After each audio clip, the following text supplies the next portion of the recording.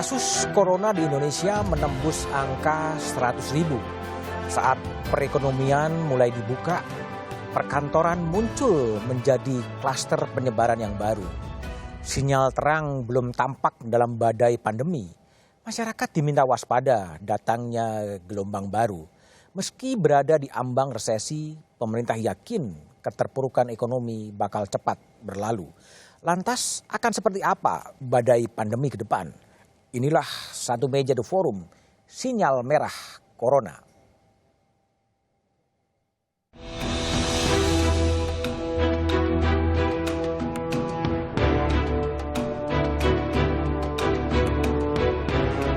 Saya meyakini kita akan bisa melewati masa yang sulit ini, masa yang tidak mudah ini.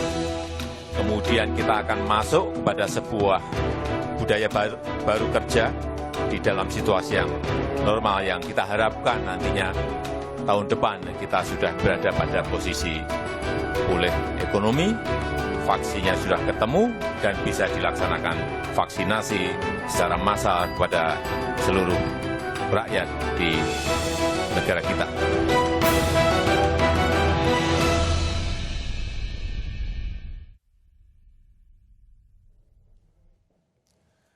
Hari Senin 2 Agustus nanti, tepat 5 bulan wabah pandemi corona berada di Indonesia. Pada waktu itu dan sekarang angka lebih dari 100.000 yang terkonfirmasi positif. Itulah tema Satu Meja yang akan saya bahas malam ini. Sinyal merah corona bersama dengan sejumlah narasumber. Ada Profesor Wiku Adhisa Smito. Selamat malam, Prof. Wiku, juru bicara Satgas COVID-19. Kemudian di sebelah kiri saya ada ekonom senior Indef Faisal Basri. Malam, Bang Faisal. Kemudian melalui Zoom yang telah tergabung sekarang adalah Pak Bustanul Arifin, Guru Besar Unila dan Waketum Perhimpunan Ekonomi Pertanian Indonesia yang sekaligus juga tim asistensi dari Menko Perekonomian. Malam, Pak Bustanul Arifin. Malam. Dan juga ada Profesor Fatma Lestari, anggota Dewan Kesehatan dan Ketenagakerjaan Nasional yang sudah tergabung melalui Zoom. Semalam, Prof. Fatma, apakah sudah tergabung? Selamat malam. Baik, oke. Saya akan mulai diskusi ini dengan angka COVID hari ini yang dirilis oleh pemerintah. Bisa ditampilkan grafisnya?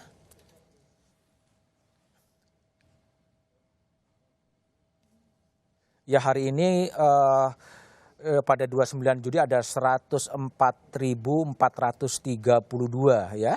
Dengan penambahan hari ini adalah 2.381. Sehingga sejak 23 Juli sampai ke 29 Juli ada peningkatan yang cukup tinggi ya, dari 93.000 sekarang pada 104.432. Itulah yang saya akan coba diskusikan dengan Prof. Wiku. Sekarang yang muncul adalah munculnya klaster-klaster perkantoran ya. Perkantoran menjadi klaster baru penyebaran virus. Apa evaluasi dari gugus tugas soal perkantoran yang menjadi klaster penyebaran COVID-19, Prof? Ya, jadi terima kasih pertanyaannya. Jadi sebenarnya pandemi ini belum berlalu. Belum berlalu? Belum berlalu.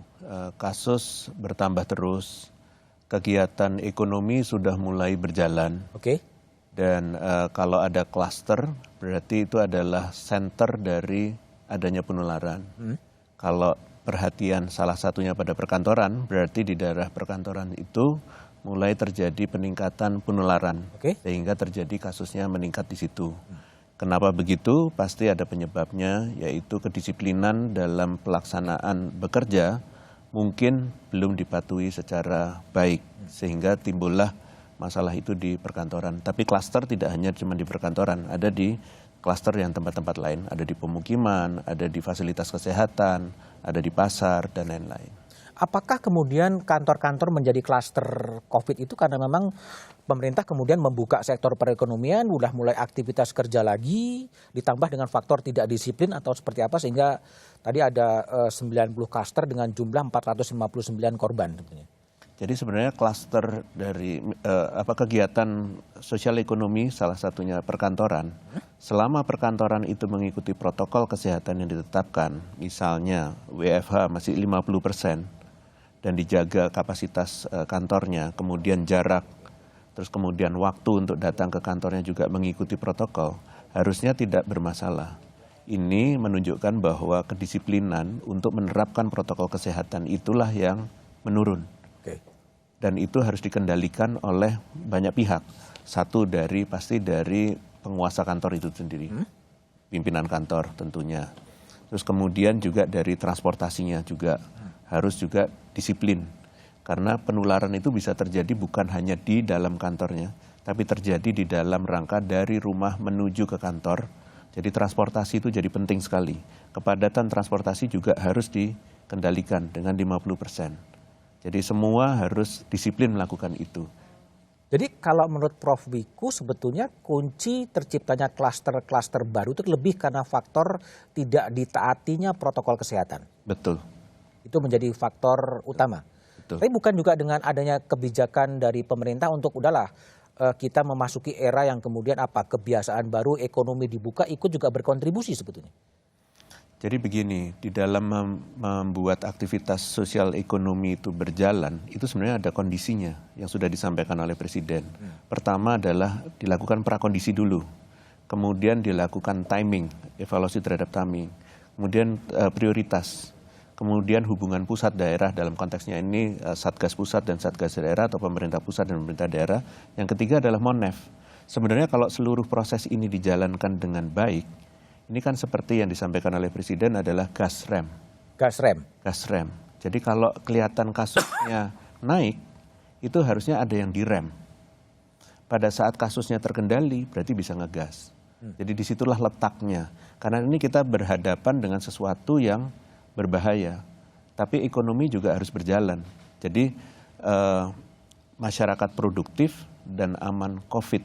Itu dua yang harus bisa berjalan bersamaan. Ya, jadi pastikan bahwa memang kita aman di dalam menjalankannya dan bisa beraktivitas. Selama mengikuti protokol kesehatan dengan ketat dan sudah disimulasi sebelumnya, timingnya tepat, harusnya nggak ada masalah. Kalau sampai naik, kan ada monitoring evaluasi. Disitulah letaknya kendali diambil oleh Satgas di daerah. Oke, baik. Saya ke Prof. Fatma Lestari sebagai anggota Dewan Ketenagakerjaan dan Kesehatan Nasional. Prof. Fatma, jadi kalau lihat sekarang ada tren perkantoran menjadi klaster-klaster baru penyebaran COVID, apa yang Prof. Fatma lihat atau yang salah dari sisi itu? Ya, terima kasih. Kami dari Dewan K3 Nasional sebetulnya sudah menyerukan bahwa semua tempat kerja agar tetap terus secara ketat menerapkan protokol kesehatan. Nah, ini semua harus dilakukan risk based. Jadi ketika sebuah perusahaan akan mengambil keputusan apakah pekerjanya itu akan bekerja WFH atau WFO, itu harus dilakukan kaji risiko. Kaji risikonya ini harus perorangan, karena setiap orang punya risiko yang berbeda-beda. Dan itu harus dilakukan daily atau setiap hari. Nah, ini sudah tercantum di dalam surat edaran dari Kemenaker dan juga dari protokol kesehatan dari Kemenkes, di mana di situ disebutkan bahwa setiap hari harus dilakukan setiap pekerja itu melakukan kaji risiko. Jadi ditimbang-timbang mana yang lebih berbahaya, mana yang lebih berisiko, apakah dia WFO atau dia WFH. Kalau dia berisiko WFO, maka prioritasnya harusnya adalah WFH. Jadi begitu. Dan semua tempat kerja, ini kami menyerukan sekali lagi, adalah menjadi percontohan bahwa ini adalah tempat kerja yang terbaik untuk menerapkan protokol kesehatan secara ketat. Dan ketika ada kasus yang positif, kita jangan anggap remeh. Lakukan investigasi yang mendalam, temukan root cause-nya. Kalau di keselamatan kerja, kalau ada kecelakaan, pasti kita lakukan investigasi. Tetapi jarang ketika ada kasus seperti ini, pandemi, melakukan investigasi sampai ditemukan root cause-nya. Penyebabnya apa? Sehingga itu bisa dicegah kembali. Itu mungkin. Jadi Prof. Fatma, berarti kalau menurut analisis dari Prof. Fatma, bahwa memang perusahaan belum sepenuhnya melakukan mengkaji soal risiko yang bakal terjadi sehingga klaster-klaster perkantoran ini betul-betul menjadi pusat penyebaran baru ya? Ya, kita perlu waspadai juga ya, Bapak, karena begini, ketika berada meeting di dalam kantor nih, begitu berada di meeting dalam kantor semua jaga jarak, semua pakai masker, mengikuti protokol kesehatan. Tapi begitu sampai kantin, lupa. Begitu di perjalanan terlupa. Nah ini perlu setiap titik itu kita waspadai, kita kaji risiko.